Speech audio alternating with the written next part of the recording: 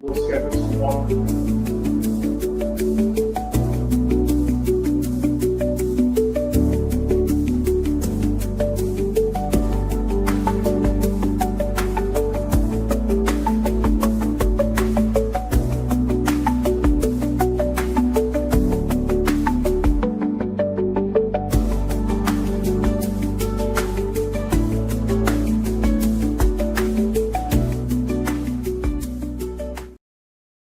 Kind of a neat concept. You're not going to find that in another nursery.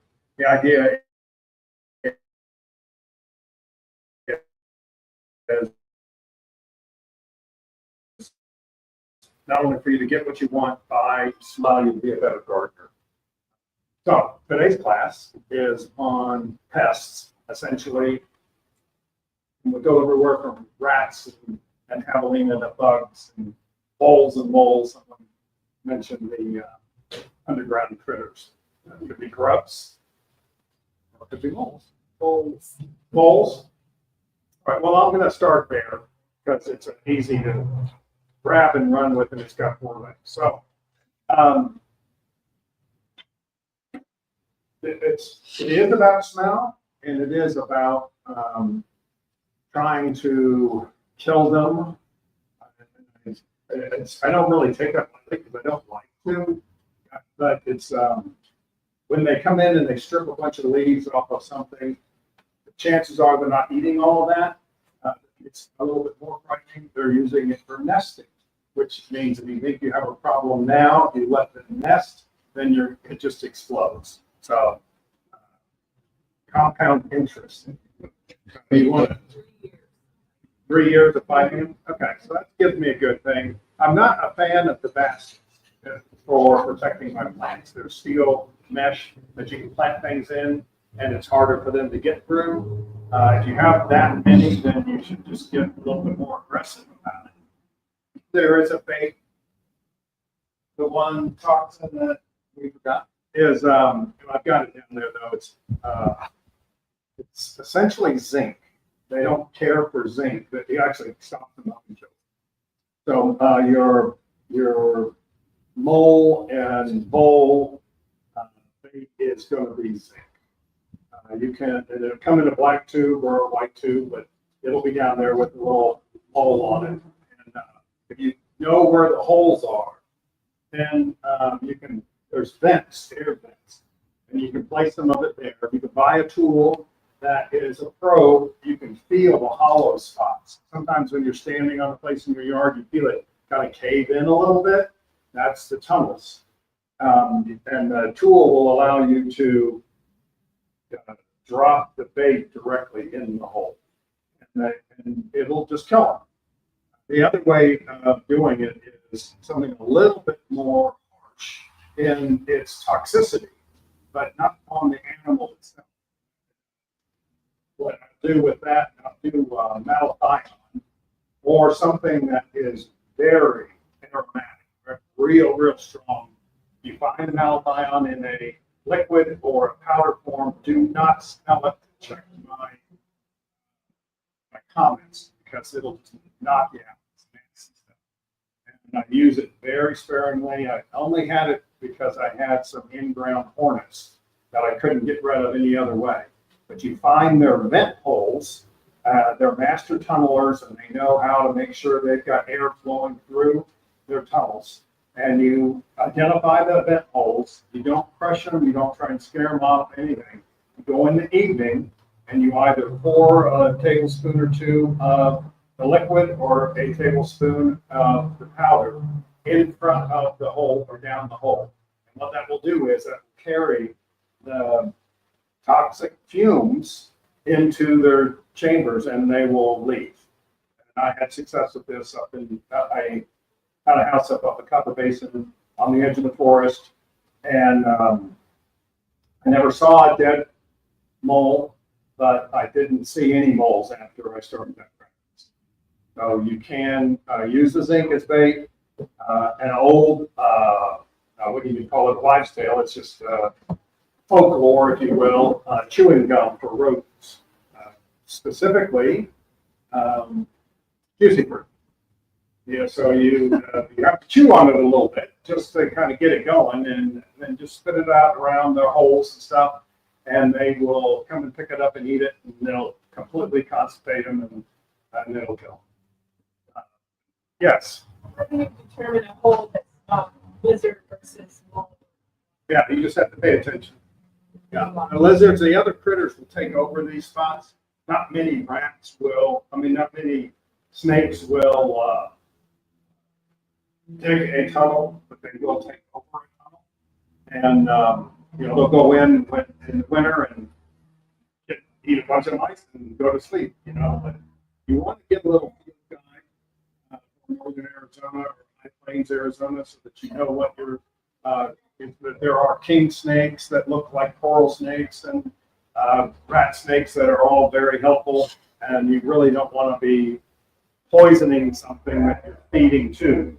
Most of the animals are smarter than we give them credit. If an animal is sick, very few predators will eat that animal. So there's a little bit of, I have caught in my yard that cheeks were full of the green poison from one of my neighbors, and but he's running around during the daytime. That's an exhibit of being ill or sick. Probably have the effects of the toxin, and a bird of prey is not going to eat that. So it's very rare. So that's mice and moles. Another contender, of course, when you get above the ground is the pack rats and your rabbits. The easiest way is make sure that you're clean. So if you have a little bit of native area still left, this goes for your javelina as well. Everything needs water and food, and that goes with the good things and the bad things. And you want a really good night cam of some mountain lions or some bobcats or something, put some water out. And this time of year, and everybody will come to water. So good and bad. So in a clean way, what I did was I live in town a little bit now, but I still have maybe a third of my property is wild. And I go in and I had a rabbit where when there was nothing else to eat in my yard, the pack rats and the rabbits would come in and just eat stuff they're not supposed to eat, like coreopsis, to the ground for something to eat. And so what I did was I noticed there were some hawks and some falcons and stuff like that in the area around me. So I just went in and cleaned up the scrub brush, the scrub oak, and everything. I made it so you could clearly see underneath everything on the property. And that allowed the coyotes and the hawks and everything else to hunt more efficiently. Now I see the rabbits, but they're on the next lot. Like we all do. It's just whether or not you can see. So that's clean is really important, especially for rats. And if you have any mounds, it's really easy to tell. It's usually just a pile of sticks. You have to find a way to get rid of those. If you're in a burn area where, in town, or it's been too dry and you can't set the whole nest on fire, then you got to just get rid of it. Pull it up, take it up, make a lot of noise while you're doing it so you don't scare anybody. Wear gloves. I would not, a paper mask doesn't do hardly anything for you. I would, if you're going to go in there and do that full thing, then you really want like a painter's mask to keep the germs and stuff like that out of your respiratory system. There are some, I lost my hearing about 3 years ago, and that's what it was attributed to. Funguses from crawling around my belly, cleaning rat nests, and cleaning up lots. So you just have to be really careful about the disease spread. But no food is a really hard thing to do when you're a gardener, because you don't have any kind of fruit tree that you're picking that. So what is fruit to the animals? Crab apples. Right now you'll see the remnant fruit on the crab apples, that flowering plum. purple leaf plum. It's so pretty. Right now they're dropping, small persimmon-sized fruit on the ground. That's javelina and rat. Candy for them. So the tree itself is really nice, but it's going to bring in critters. Any of your oaks that have acorns, which is one of the reasons why the scrub oak exists, is to feed the deer and the javelina and the mice. So if you want those on your lot, I think they're really attractive if they're cleaned up. Just clean them up to where things have a harder hide. Just don't leave any area for things to hide. When you have a heavy rat population, that's one of the best things to do is just by rat proofing, you're going in and you're making sure that any holes into the house, of course, are covered, but there's no place for them, no cinder blocks, hollow spaces, no hidden corners, no piles of stone. If you have a wood burning fireplace, you got to get the wood as far away from the house as you can. Don't leave it up against the house. It's bad for all kinds of reasons. But we're talking about bugs and rodents especially. And you have to realize that your rodents are essentially the fruit or the feed for your snakes. So if you have a problem with snakes, you need to do what you can to get rid of the rodents, because that's number one. That's why they're there. Food and water for everything, including your plants, right? So just be careful about what you're feeding, because the food chain just kind of perpetuates, and we'll get into that a little bit more on bugs. Javelina. It's a rat, a pig. It's a peccary with an American peccary, so any of the American continent. It's really pretty exclusive. They get in other areas, they get quite big. Down in the jungles of Mexico and stuff like that, there's a peccary that's 30 inches high, almost hairless, really cool looking animal, considered a delicacy to the man. And but these guys are their own species. They're not really dangerous unless they're provoked or unless they feel cornered and they have their little ones with them. All of them will protect their little guys. So just be careful of that. They're not for petting. They are. So that one is a little bit more difficult. I go into more of the smells on that because it acts like a rat, where it is it's a scent-based animal. That's why you have trails.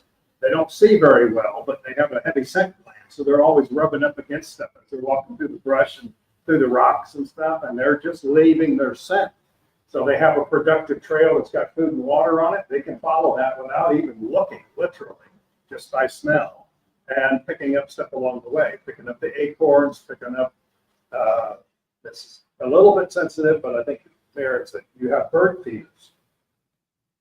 It's either have a catchment, or if you have the cages or whatever, you have to have a way of keeping the seed off of the ground if you can. If not, switch out your feeder to where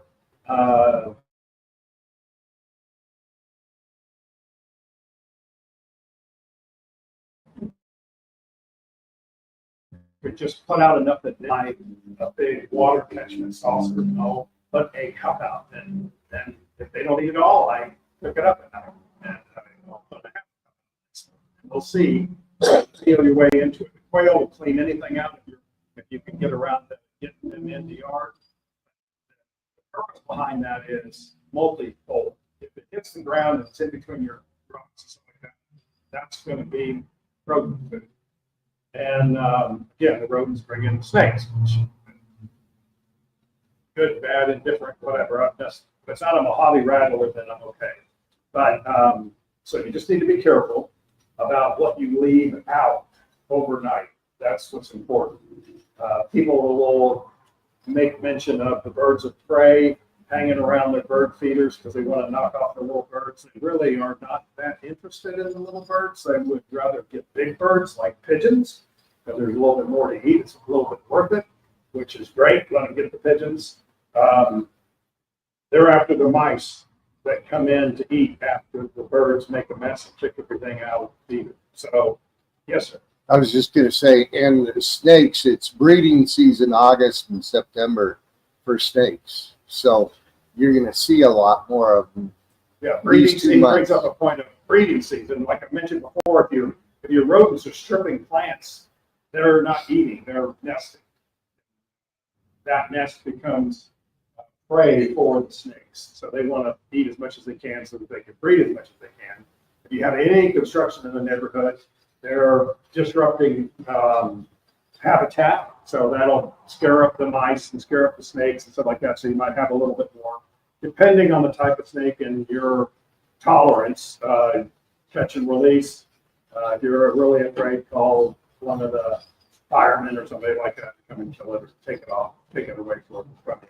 The most dangerous up here, as far as I am aware, is the Mojave rattler, and it's a neurotoxin as well as a blood toxin. So it's not, once it's in there, you're going to do some neurological damage. It's harder to stop poison in your system, more likely to cause death than a diamondback. But still, rattlers are rattlers. They love us. I happen to like to use the birds of prey, and what I'll do is you can look it up, or I don't know if Bird Barn or whoever he is now actually sells them, but I have been effective at building owl boxes and peregrine falcon boxes. Put them in, do your homework and find out how they're supposed to face, how big the hole is, how big the box is supposed to be, and I've been very successful at keeping my mice and everything down by using birds of prey. Owls are the #1 predator for skunks. And as the theory is, they don't smell, they hear, they don't work on scent as much. Whether or not that's true, I can't speak for now. But it does make sense as they are not both nocturnal. And skunks can do a lot of damage. They're after grubs and stuff like that. You see dead animals in your yard, usually decapitated, but certainly a broken neck with the carcass left. That's a fox. And you're competing, whoever that critter is, now competing with his territory for the game, similar game. So they'll just kill because they don't very often see it, but they may not kill it. They might not eat it, they'll just kill it because it competes. And that goes for, they don't really like to mess with cats, but they're formidable. A fox is very formidable. No, don't forget your birds of prey. The scents, there's all kinds of scents out there, the repellents, the animal repellents and stuff like that. And they'll work to a particular degree. What you want to do with the javelina, as I mentioned, they're scent-based, and they'll get on a trail, and that is their trail. They'll follow that trail every day, and usually at the same time. So you can, once you start to see them, if you are out paying attention, you can kind of time this. If you can get them off of their trail and create a new trail, then you explore an unpleasant odor. So rather than put the repellent around the plant, you can do that, but also do it where they're coming into the yard. Where does that trail start when it comes in? And you can discourage them that way. What I do personally, and I do this for the first 2 weeks, I plant something new. Because even if it's a cactus, the javelina smells the fresh dirt. And they like grub. And so they might just pull the plant up, chase the roots, and drop it someplace else in the yard. If you can catch it the next morning, you might be able to revive the plant. But they'll dig around in the hole and look for grubs. And so when I plant something, I use, and this, pardon me if it's a little bit gray area or too much information, but snail urine is proven to be very effective. And so I'm more in the city now, so I have to be in a pitcher instead of out in the yard. But when I plant something, I will just pour some urine around it. And that's what they're doing. They come up and they smell before they taste. And it's not a flavor. You don't put it on the plant itself, you just put it around the plant. And as they come up, they'll smell it. But I have actually seen where I had a trail of them coming in every day, and I started testing them on where they were coming in. We're not talking about 15, it's not unusual for them to come through my yard. They just changed their path. They went up and around my yard to my neighbors. They're still going to the same place, but their trail changed. And you have to refresh those. The other way of working with deer and javelina are to plant things that they don't really care for, so that your yard isn't the salad bowl anymore. There are plants that they will just strip. They're waiting for the new growth to come out so that they can come back up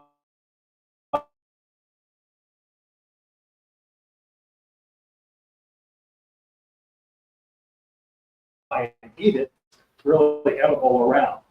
So there are some plants that do really well with rodents as well as deer and javelina, and those are going to be heavy scented plants. And so I've brought up a few.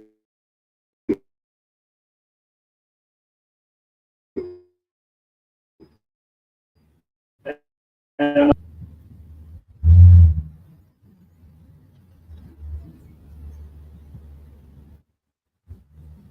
this is called chase tree or vitex, and it is also called, these seeds are called monk's pepper.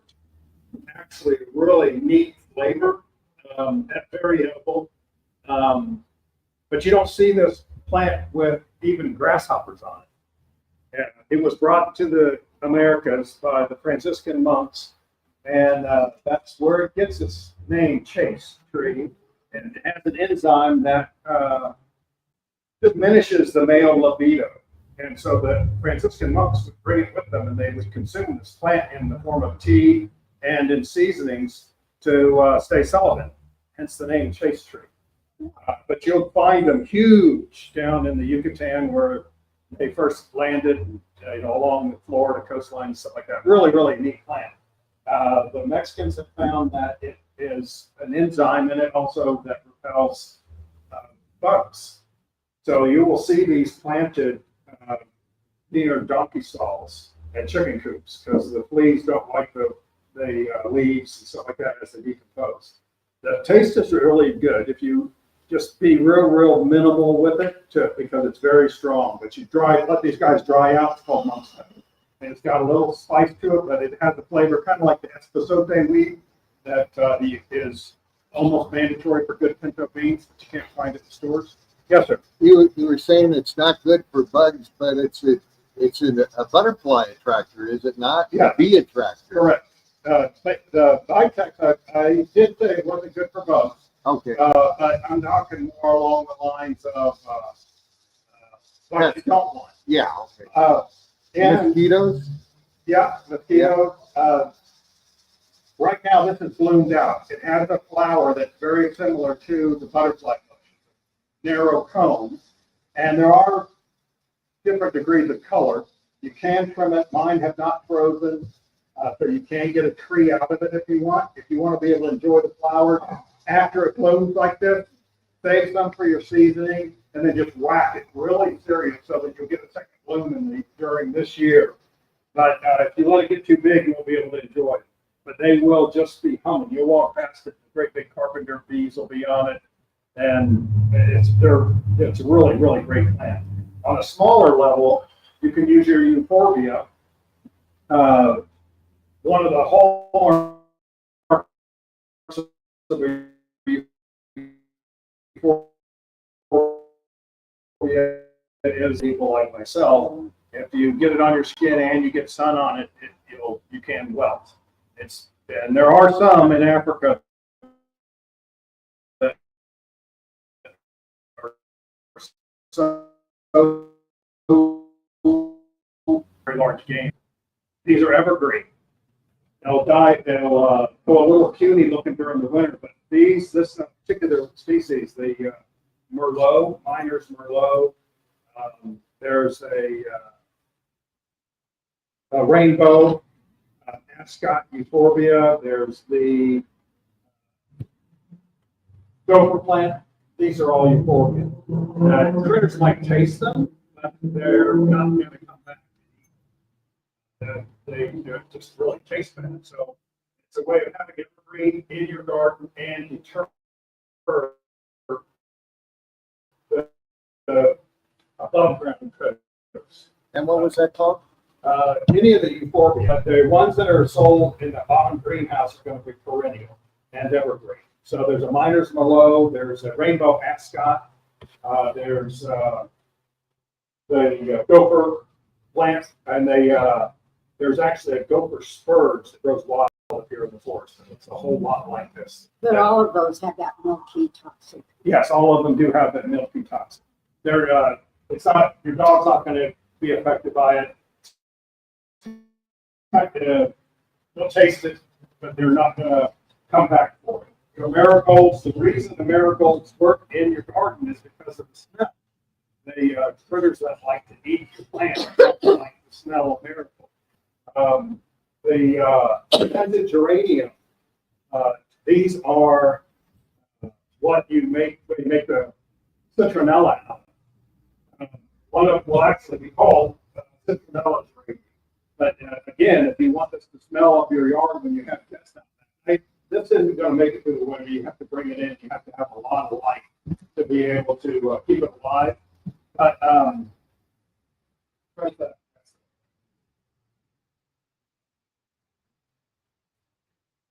there's you can just spray it. Just spray it with some water while it's sitting on your coffee table out on your patio, or spray it and bring it in, and it will just fill the house or fill the patio area with that smell. Really, really pleasant, but real pungent, and that's why the critters don't care for it that much. Citronella or scented geranium. Can you keep that inside, like in the kitchen with a window? Yeah, you just have to be able to. The kitchen has to. You've got to get 4 or 5 hours. Oh, okay. Mine's under a pergola, but it catches morning and then evening sun. Just to get the ground. Your rosemaries, great for in the ground. Personal preference, I don't put these in my herb bed. Okay, they're too aggressive. The root system is so aggressive. These grow in the medians and Phoenix. They just go after every little bit of moisture or condensation, and so you want them in the yard around your flower beds, but not necessarily in your herb bed, because those take Does it matter if they're prostate or not? no. Okay. The trailing or prostrate or creeping rosemary is every bit as pungent as the vertical. They bloom late winter, early summer, early spring, and then again as it starts to cool down. It's great plants, evergreen. The vertical ones will get enormous. Lavender, again, another really good, strong. If the leaves are pungent, the critters aren't going to be as apt to get to it. Mostly the 4-legged ones. You will get this hummingbird mint, hyssop, and the salvia dragonis in my yard. And right now they have what we call a spittle bug. It looks like spit. It's fuzzy, white, slimy, bubbly mucus that the bugs lay on here. And rather than use a toxin on them, I just spray them with water. But I'm a big proponent of diatomaceous earth for my bugs. Anything with an exoskeleton, the diatomaceous earth is going to work. But can you explain that? What's that? Anything with an ectoskeleton? Oh, I'm sorry. Yes, anything. The question is, what's an exoskeleton? Ants, you have a shell, essentially.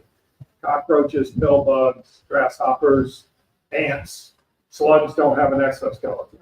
It's the skeleton, the support, like think your bones, is on the outside. It's exterior. And oftentimes their respiratory system is in their joints, and that clogs them up and kills them. So, and it does. You can If you get it in your food, it's like matter. It gives picking them up when they're slowed down. Yes, ma'am. Just spread it around the tree. Yeah, so how to apply it, it's a very fine powder, like talcum powder. And what I'll do is a couple of times a year, I'll go and throw it around my door jambs, my garage door, the sidewalks around my house. Throw it around, throw it in the beds, throw it on the leaves at night. I'll just throw some on there and then I'll come back the next day and I'll rinse it off. But I will leave it on the ground around the base of the plant. Yeah, and then I'll just take a blow, my weed blower,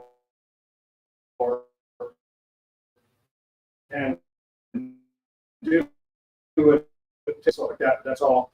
Scorpions, all these critters. Yeah. Be careful with your swat at, right? Need a plant, need a plant. Okay, so is that the beetle? That's moth. Okay, so that guy, the hummingbird moth, is that big horned green caterpillar. Yeah. So one is really cute and one's not. So you've got to decide, right? When I was hand picking those off, I told you I had a plate.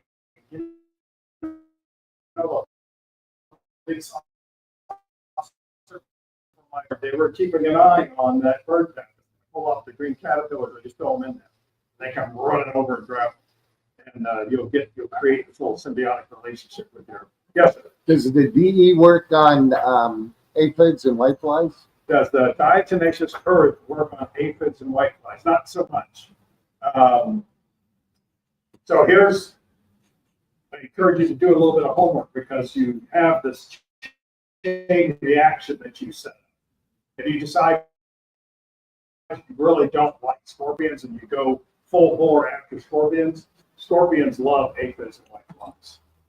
They'll sit there and eat them all night, but come out and just kind of go in your garden and clean it. There was a weird little game that people would play with a black light flashlight because scorpions glow, and a can of Raid with a streamer on it. They go around. The reality is your aphids and stuff are going to explode. So you just have to keep using toxins. So you just have to be careful with what you're poisoning and how you're doing it. Look inside of your description of your toxin and look for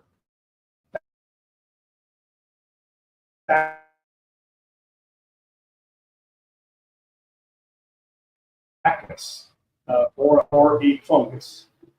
Spinosad is one. BT.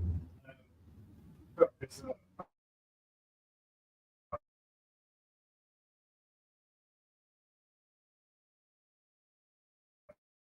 bacterial basket worms, your big fat caterpillars, all of that. Well, the BT will kill that, and it won't hurt the vertebrate.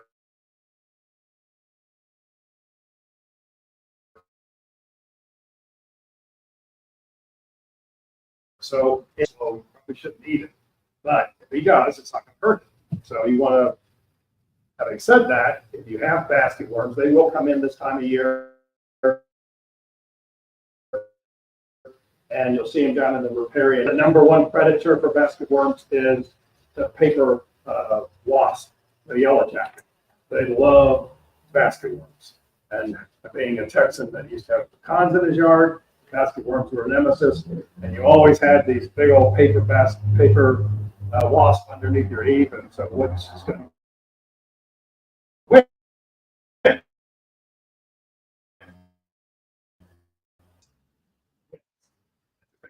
So you have to be patient. The basket worms won't necessarily kill a tree that is very unattractive and might damage your fruit production. So fruit and water, you're going to bring in critters. So you can do a plant selection. I like on the ground, I will use my favorite, not just for cooking with, but also as a varmint deterrent is hot and spicy Italian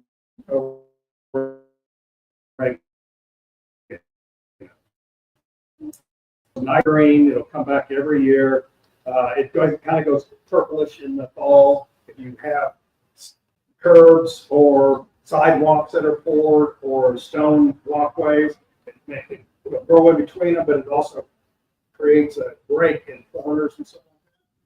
Great product and delightful.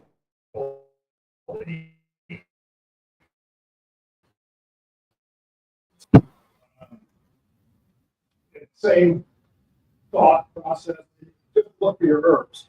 I happen to try and use the perennials so that I don't have to place them every year.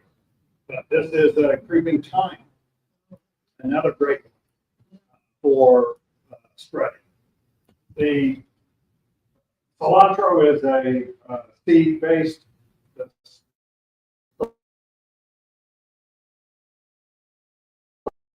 Cilantro is the leaf. The seed is core itself. If you go down into Mexico or Yucatan, they're using a lot more oregano to cook with than they do cilantro. Some of your grasses. And I bring this one specifically because this is a rounded leaf. Critters don't really care for the grasses. It doesn't make, they're not true grazers. They're browsers. They eat the new growth off of almost anything, but they don't eat grass. They'll eat the little bitty tufts off of the indigenous grass. There's a chino grass that's up between here and the Grand Canyon. That is, chino translates to curly. It's 5 times grama grass. It's 5 times the protein as most grasses in gross knowledge. It is a straight out. This is rounded leaves, which is why I run my fingers through it. And when it blooms, it sets up a pink plume that looks kind of smoke tree-esque. Stunning plant. And when you feel it chewing on the agave, your echinacea. So Rudbeckia is what this is. The echia is from the echinacea. And if you feed these, they have like a sandpaper leaf. And I was really rich. I really like these. Lots of cool colors, very durable, perennial. They come back from the root ball. It's more like a tuber. I was looking for a place in my yard to be able to plant them, and on my way out of my neighborhood with no cages, just out there. Every year they come up, and so I got the courage, or was encouraged to go ahead and put them in the ground. And it turns out it's really just because of the feel. They don't taste very good, and there's actually a sandpaper verbena that does really well out in the open. And critters aren't going to eat. Be careful about how you're killing things. The Diet Station search is considered non-toxic to humans. It's not a chemical. Essentially, the exoskeleton of a bunch of dead animals is real sharp. They use it in pool filters. That's cooked, and gypsum actually works to the same level before it's cooked. Application and what you're actually using becomes important. The traps work well for when you have guests. There's also, if you have a pond, there's dunks is what they're called, and it's an enzyme that is in the water that won't affect the birds, any of the animals that are drinking the water, but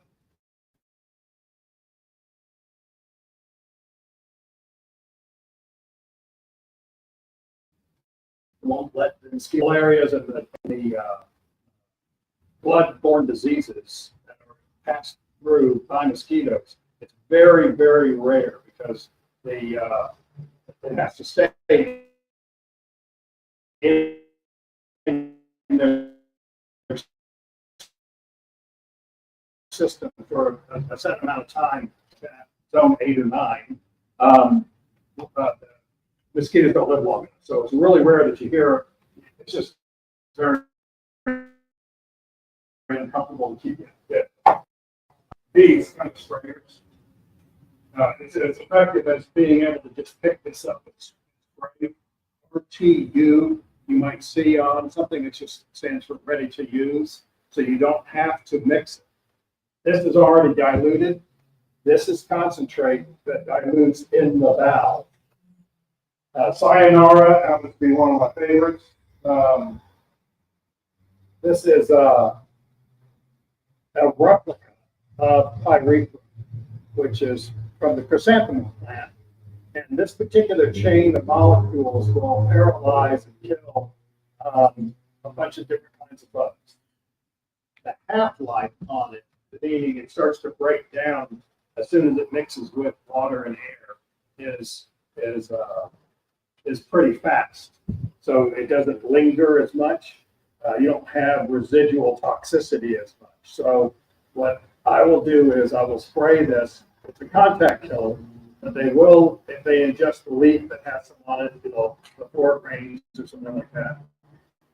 But or at night, or as long as you can see. If you don't have yard lights, do it as the sun's going down, not coming up, so that you're not getting the leaves wet with the sun on them.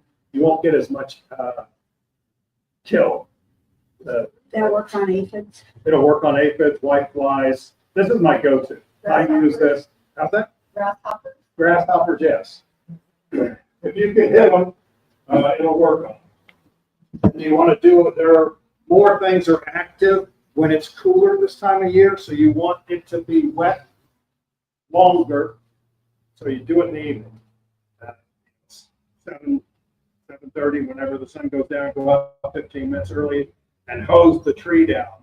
Be careful of the wind, and then walk around the plant or the tree and get the inside, try and get the trunk and the branches, and by default you get all the leaves. But get it dripping wet, and then in 2 or 3 days, come back and do it again. On the underside of the leaves, right, for Yeah. aphids. The underside of the leaves, you want the plant to be dripping. You're gonna miss some, so just do it again in a couple of days. It's not gonna burn it. The other way to do that is, and I advocate this as well, is the drench. So many of the drenches you can spray on the tree and pour around the base. You don't need to get out where the drip line is. That's a little bit after the tree has been established for a very long time. It wasn't planted by you, it didn't come in a container. Drip lines are very difficult to manage. You have gravel that goes right up to the hole and yada, yada, yada. It becomes difficult. So mix this in a 5-gallon bucket, pour it around the base of the tree. It's not going to kill it if you get it on the bark, but you want it just like a couple of inches away from the bark. Just pour it on the base. It'll be the dilution ratio and the quantity of toxin that you use will be based on the girth of the tree. So and it takes about 2 weeks. And this particular brand gets up into the new stuff all the way to the end. It's a great thing to use for boring insects, but it also not those that can't tell a joke. It's just the ones that bore into the tree. Right? So, and I can use that as a prevent right now because we have this really warm lack of moisture. If we have any kind of winter, spring is going to bring a bunch of dead pine trees. And you will just see them. A couple of years ago, you saw them out in Williamson Valley. It's just like, what killed all of those? And this killed. The boring insects are always with us. And it's not just bark beetles, but they're always with us. And the number one, the first, I should say, line of defense for your pine trees is its sap. So it'll suffocate whatever bores into it. And if it doesn't have the moisture content, i.e. it's not getting any rain and you're not watering it, then the bug wins because it doesn't get sapped. And it'll get inside the tree, it'll reproduce, and they just keep eating, and then you end up with porous sawdust. And it won't manifest itself until it's almost dead. It'll go through this, it'll have a stressful cold winter, And then spring will come and they just won't ever come out, they'll just turn brown. And people bring branches in, what can I do about this? Well, I'll replace it. That's how quickly it seems to happen, but it's been happening. So go proactive, deep water every once in a while, your conifers, whether they're juniper or ponderosa, any of that stuff, deep water, even if it was there when you bought the lot. Deep water it, and if you're concerned about it, get some of the drenches in there. It's a true systemic. It gets taken up into the system and makes the system toxic to the critters. As a little bit of a caveat, I don't like to use it on my fruit trees. The science says that the molecule of the poison is too big to go through the stem, and the stem is your last line of filtration. But you've also, in my opinion, made the flowers kind of toxic to the bees, and it goes on and on and on. So I just don't use it on flowering stuff. But then you can plant things if you want color that they don't eat. So I'm telling somebody, I haven't seen this is called silverberry. And this is one of the few that you can leave alone after the first year. But that's just based on how much you want to grow. It's very, very hardy. They get their name from the underside will turn silver, and it's just really a pretty plant. It's one of the few gold or yellow variegations that I'll recommend. Typically on your euphorbia, something like that, if it's gold or yellow and you don't have your pH in your soil just right, you'll look sick. So if you're going to go very variegated, part of this is you're subject to my opinion. If you like yellow, go for yellow. Just keep acid on it. But let's go with the light variegated. You won't have as much of a problem. So I'm telling a neighbor, I just haven't seen it. Sleep is really hard. I've never seen anybody eat it. And while we're walking, I turn the corner and there's two deer just doing a munch down on one of these. So if there's nothing else to eat, all bets are off. But the moral of the story is plant stuff is less desirable. So you won't be bringing them in. If you have a chokeberry or you have a crab apple in your yard, they're all coming for the fruit.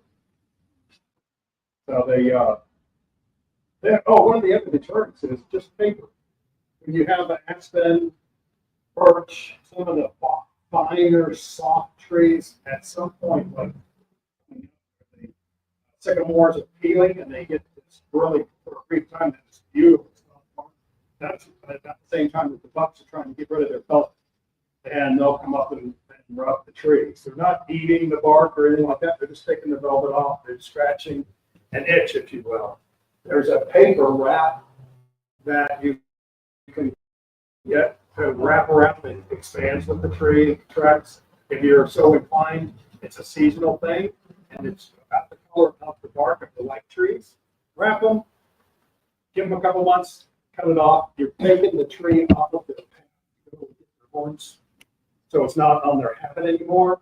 Plus, there's only a certain time of the year that they're doing it. So it's not, it's just not that big of a deal.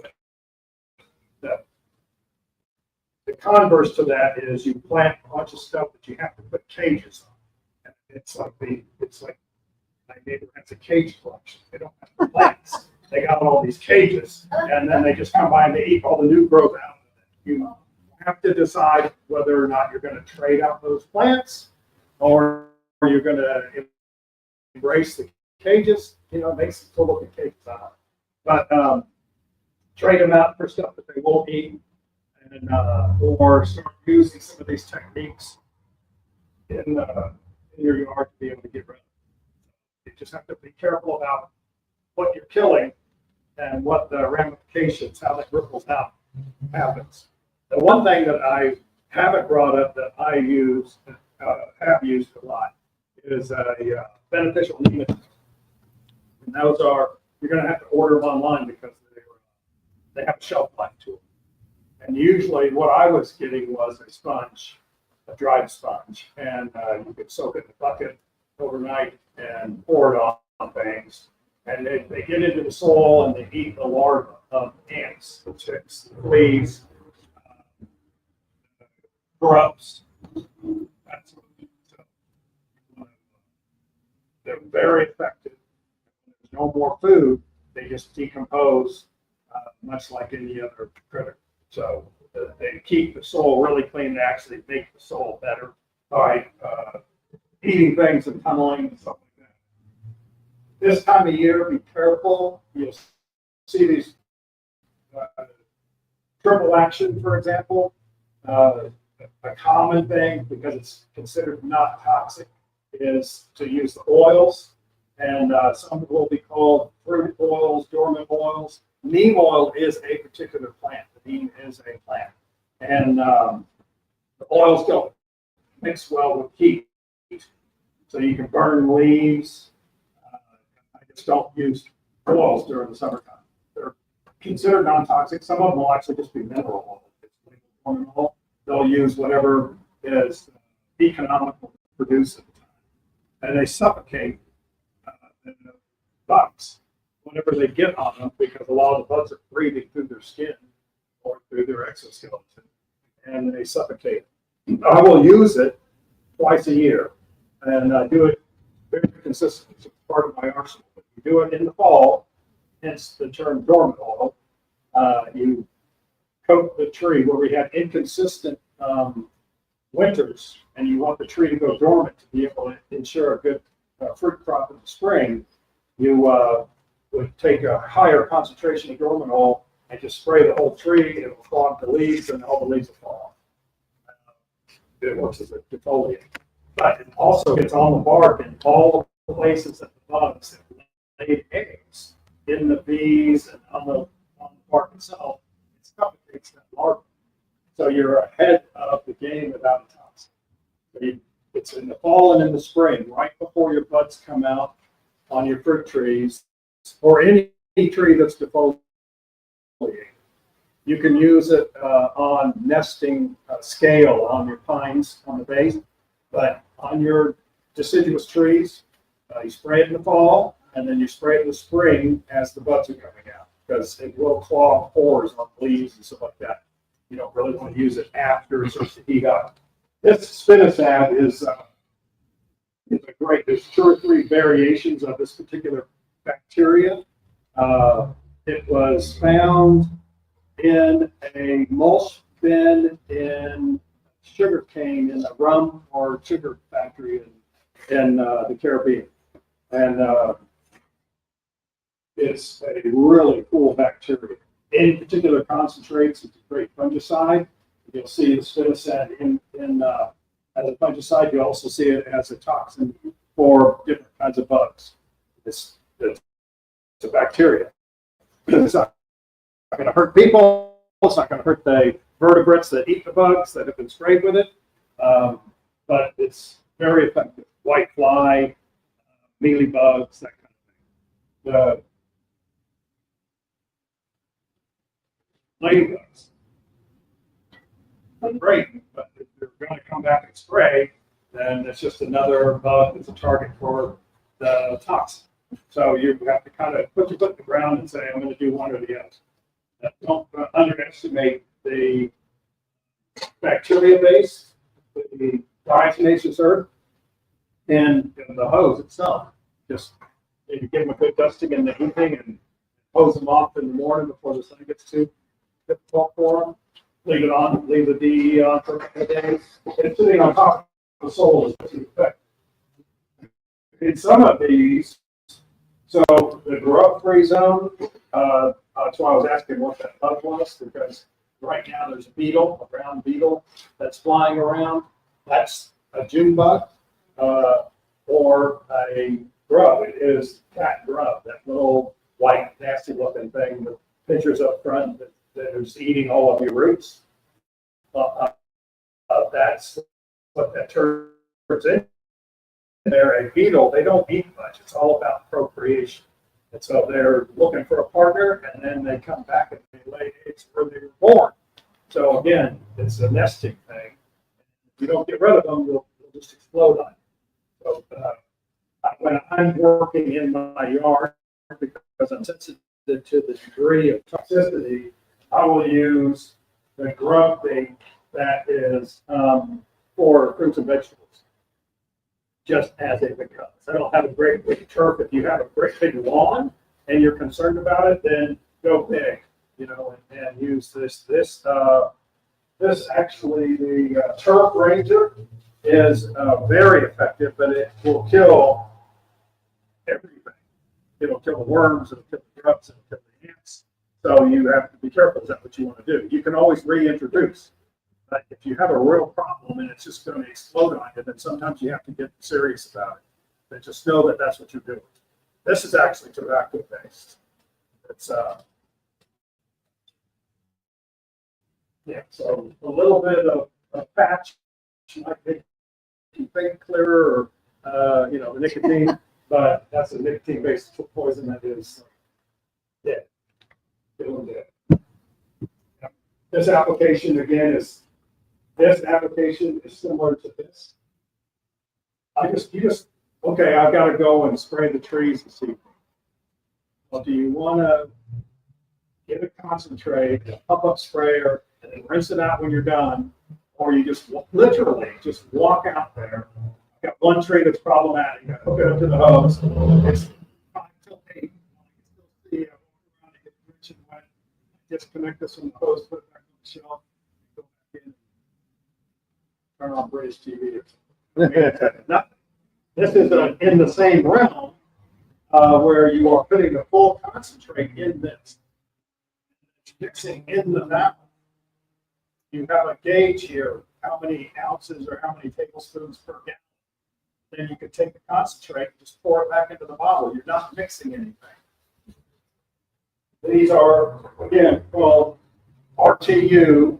Next is our ready to use. This is ready to use. It's just mixing it when you have in the valve. So if you have your crystals are going to be a little bit more longer lasting. This is diatomaceous crystals in earth form.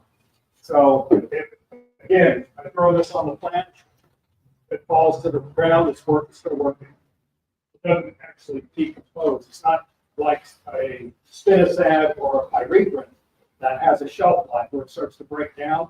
This just works until it doesn't work. It's really pretty remarkable stuff.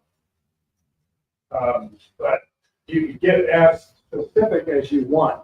Rod, leaf, plant eaters, there's things. And, as I mentioned right now, you'll get the cutter wasp. That is just doing a ring. That's actually a really beneficial wasp. He eats more bugs than he hurts the plant. So he's going to take up some square plant, if you will, by eating some of the leaves. But that little round is going to go packed in some place he's found to lay eggs. So they put some fresh leaves in there, they lay some eggs, they put some fresh leaves in there, they go to the next hole, and that little larva has something to eat when it's coming out. But that wasp will eat more problems for you than it's worth. So be careful about what you put down. Yep. Questions? Oh, that's too many. Yes. Okay, when you use a rose system. Yep.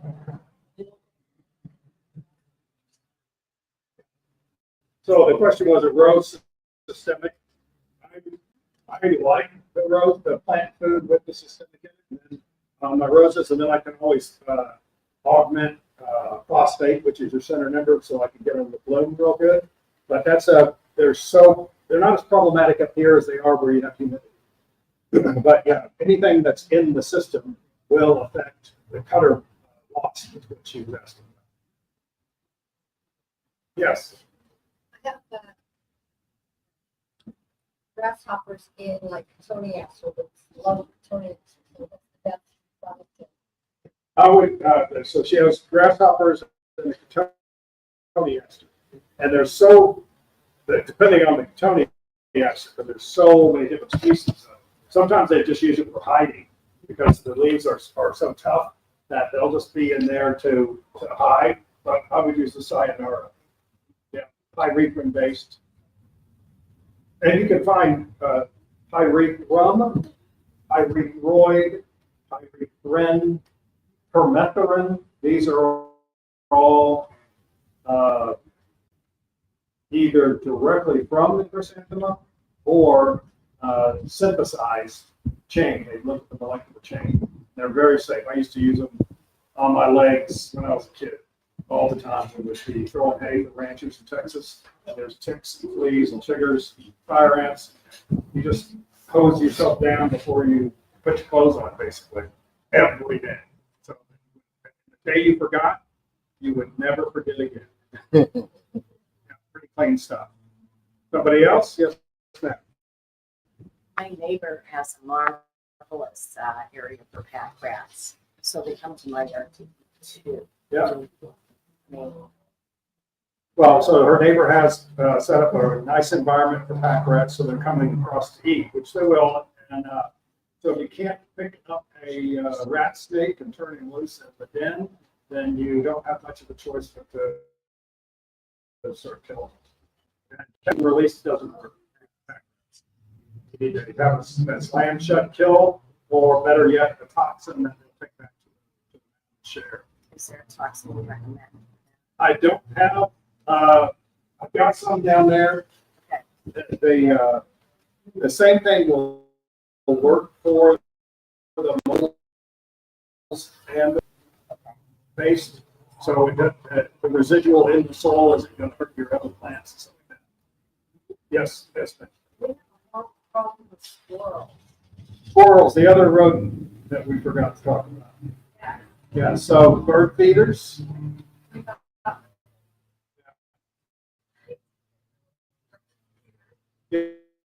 Yeah, there is and they buy cages that are specific for, but again, they're all about the food and water.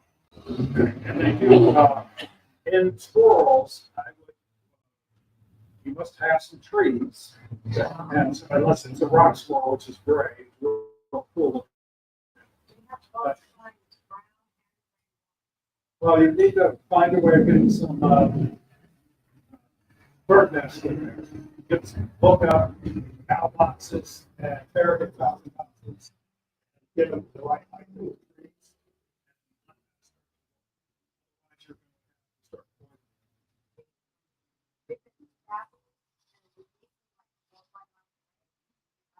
In my house? Yeah.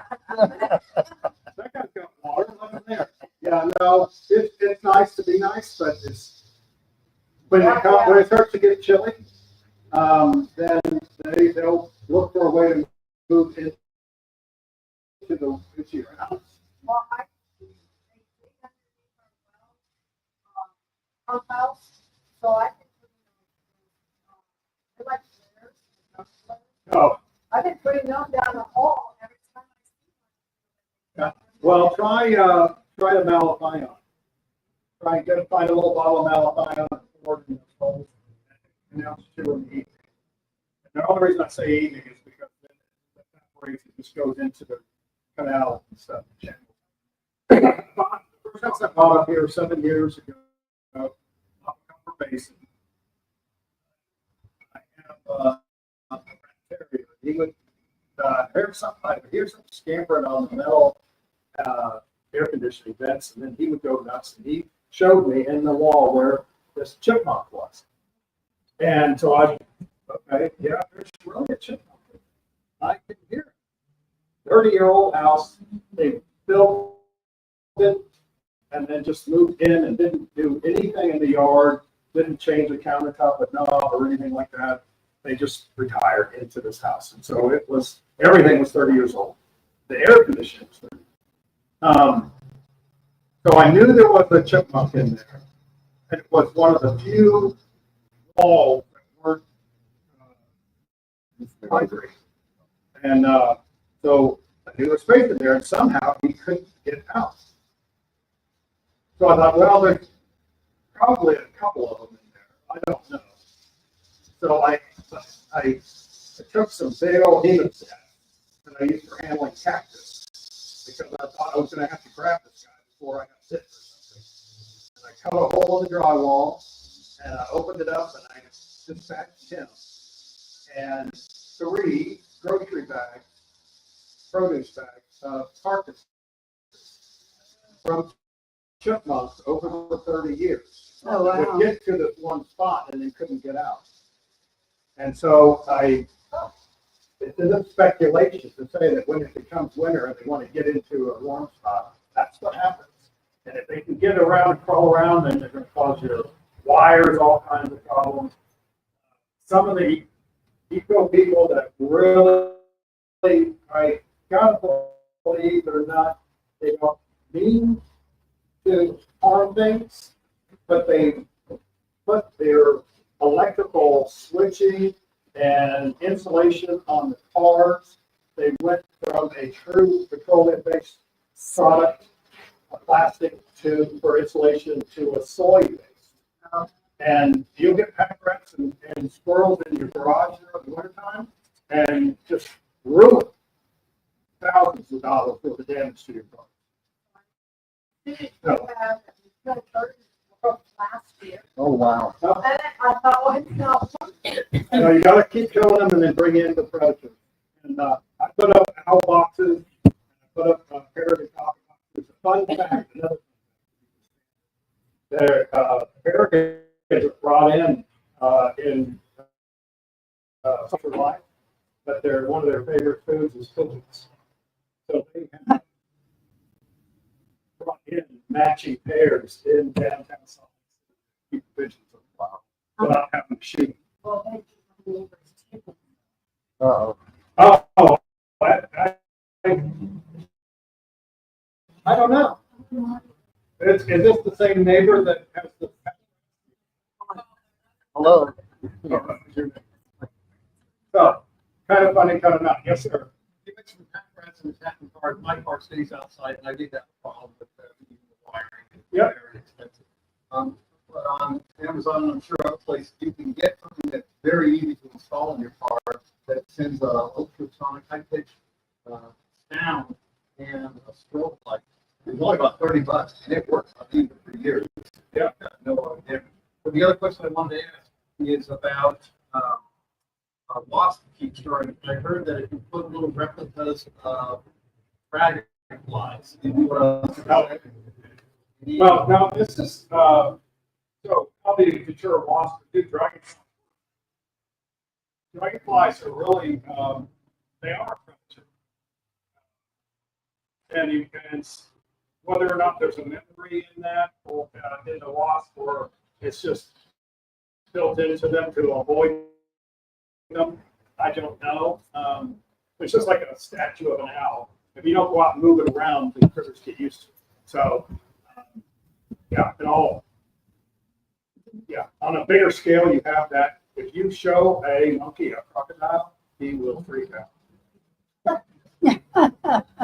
So for all the monkeys you have in the call them grandkids, but yeah,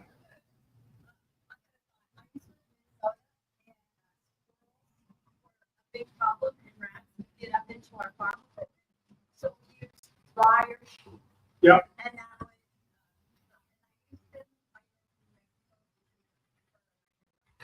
so that she's using dryer sheets to keep the rodents out of her equipment during the wintertime or just any time. Yep, that's where I got this. I had a friend that lived in Phoenix, had a cabin up here, and he was showing me the cabin, and he is like chewing half a stick. I don't do sugar, so he'd chew a half a stick or chew it a couple times and spit it out while we were walking around. He was showing me his cabin. I'm like, Fred, his name is Fred. That is really odd behavior. He goes, oh, you didn't know it. Well, marigolds keep mosquitoes away from. Not as effectively as the citronella. You know, your best bet is to find the standing water and get rid of it. The problem is it could be just really deep dirt, wet dirt, Yeah. and they can live in that as well. And again, it's just irritating. There is some really neat natural pellets. If you read it, it'll be citronella, rosemary, basil, you know, all these herb drops that are, you could just plant stuff. But the marigolds are not. as much, because they're not, yeah, just not. They have enough of a smell when the nose gets low to eat something in your garden, and they smell that, they might pull back and not eat it as part of their effect. They don't attract the caterpillars and stuff. So they attract the right things and distract the others. It's kind of the philosophy behind going clean. Okay. Was that a fly or did you have a question? No, that was fun. Okay. Yes, ma'am. Ants, I have a lot of ants in my compost box. Yeah. It's not near the house, but my thought was two things. A, is there a way to get rid of it? I tried spraying with the sun soap. Yep. But if I take some of that compost and put it in the plants and then do more, and the ants are in there, it seems like ants are falling all over my sheet of peppers and stuff. Yep. And I just can't get them. So she has ants in her compost, and then she's taking the compost and putting it into her garden in her yard. And that's just classic diatomaceous. Okay, perfect. Just get this.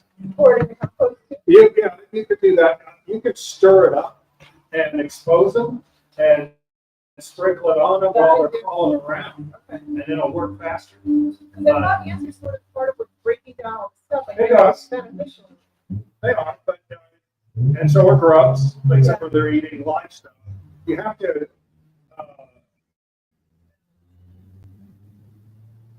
a little odd, but a maggot versus a termite. They both only eat dead. They don't eat live. Ants will eat live. And that's where you run into problems. Plus they'll sting you.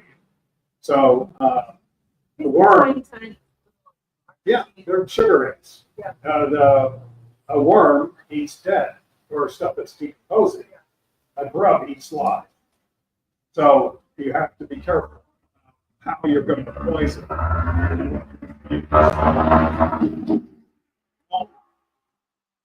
You see termites in a tree, they're eating the dead stuff. They're not going to kill the tree. They're going to eat the dead stuff. So ants are problematic. They'll kill small animals by stinging them so many times, but diatomaceous are, they won't hurt the worms. Oh, okay. And there's a guy called Willie that sells worms. Willie the worm guy. And he's out of Chino, I think, and he's every month or so he'll be up at farming. Yes, sir. Yeah, two things. Amazon and Cow Ranch, I know, both have an electronic mouse and rat trap that electrocutes the rodent, and I found it to be very successful. Especially like the sticky mats, they'll get off of that and go away. This has been very effective, huh? You find the dead rats. Well, they're in the box. Oh, I see. Yeah. He's found a rodent that is Has a metal, electrocutes. has a metal And, plate. he says it's effective. And you can find it on there. Have you tried that one? Yeah, it's very good. Very I good. tried that one. Oh, good. So we got a second endorsement. We would have the prickly pear take over the field and cause it to be hard to work with. And so we would go out, there's actually a product called pear burner. Essentially, it started with a pump up sprayer, so you had a can of gas on your back. And, but there's a pear burner where you can take the needles off of the prickly pear and the javelina, and the deer will just eat them. So that is, I bring that up with the rats because the protection that the needles lend, a puntia or prickly pear become really safe havens for rats. So if you put a little straw on them and set them on fire, they'll singe off like hair on the needles. It won't kill the plant, but whatever's grazing or browsing food seed to the ground. Yeah, the other thing was my dad for gophers and moles. My dad had made up a windmill, and every time the fan went around, it tapped the pole. Oh, Uh, vibration thing. Yeah, and the moles and the gophers hated that. We lived right up to the national forest boundary line, and we're always dealing with that. When he started putting those in, I've seen that. I've seen Got not the rid of them. windmill one, but I've seen ones that just send a little pulse. And that was pretty effective. Cat's pronghorn and out in Folden, something like that. I've seen people using those. But it's, you end up with a very expensive tomato.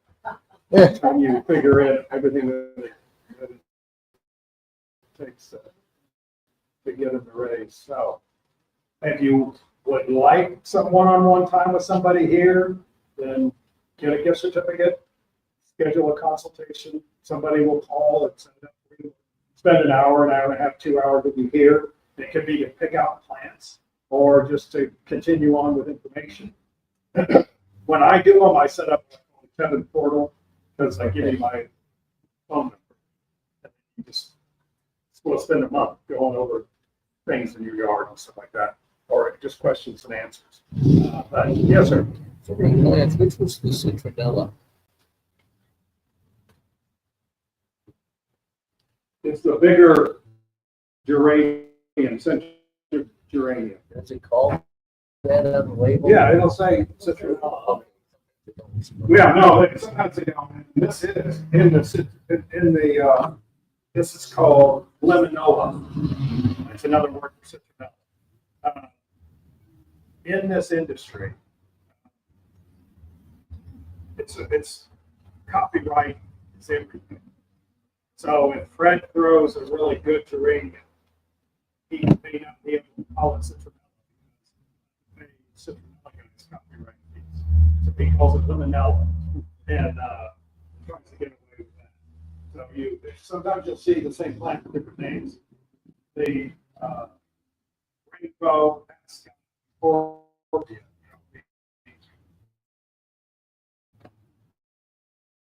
it's just these are not. I buy those every year. And I make sure I have a big one on my back porch. The rosemary is a perennial. These are perennial. These will come back. You just shake the sticks in the fall, essentially.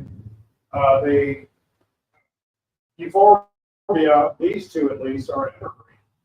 2 feet of snow, they look just like that. And then when they bloom, they look like really, really cool flowers.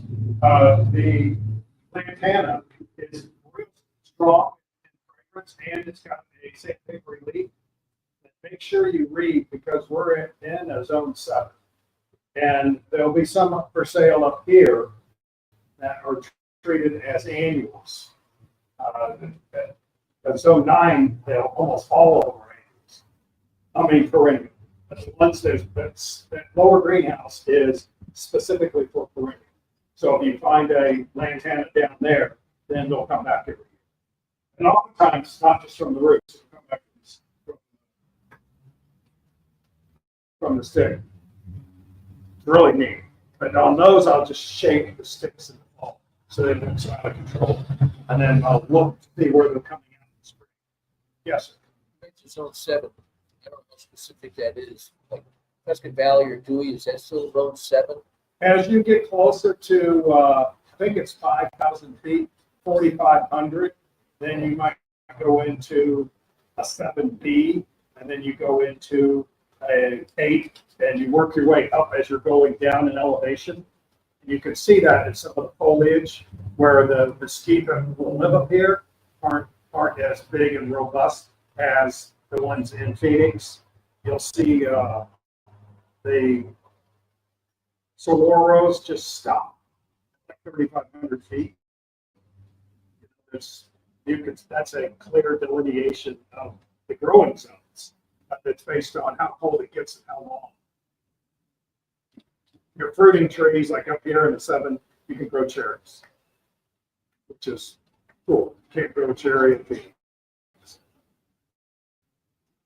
Your tree might survive. get a pecan to live up here. The walnut will bear fruit, pecan will. How's that? You know what? I haven't tried it. There's a grower we get something from, and their mulch is filbert. And so they must be taking it, you know, the casings from the filbert nut shells are really good. They decompose to the acid. It's a great thing. Yeah, I don't know. I don't know. I haven't been as interested in the filberts. Black walnuts, I love them, but Oh, they are. so any other questions? Did everybody get their name on the list that wants to be on the list? And that's a wrap. That's a wrap.